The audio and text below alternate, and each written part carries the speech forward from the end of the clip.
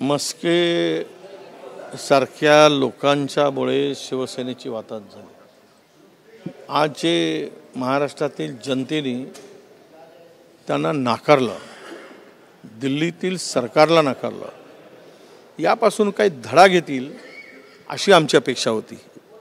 परंतु ज्यांच्या रक्तातच बेईमानी आहे, कपट आहे, छल आहे, गद्दारी आहे, यांच्याकडून अधपतन संपूर्ण होईपर्यंत दुसरी अपेक्षा ठेवणं चुकीचं आहे असं मी मानतो। अरे किमान 2 वेळा 3 वेळा ही सगळ्या घटना घडल्याने राज्यातील लोकांनी तुम्हाला प्रचंड चपराक दिली, त्यातून काही धडा घ्या, पुन्हा हा प्रयत्न करू नका। आणि तुम्ही जे सांगताय हे अर्ध्या हळकंडात पिवळं असल्यासारखा हा जो काही प्रकार आहे तुमचा, ते चुकीचं आहे। कोण कोणाकडे जाणार नाही, लोकांना माहीत आहे। विधानसभेच्या निवडणुका तोंडावर आहे, विधानसभेमध्ये अधपतन होणार आहे, लोकसभेत झालेला आहे, जनतेने निर्धार केलेला आहे।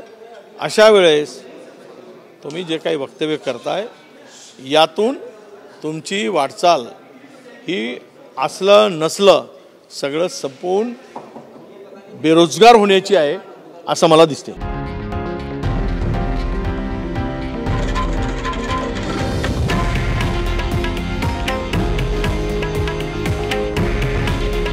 हे आहे देशातील नंबर 1 न्यूज नेटवर्क आणि आपण पाहत आहात TV9 मराठी। काळजी तुमची, हित महाराष्ट्राचं।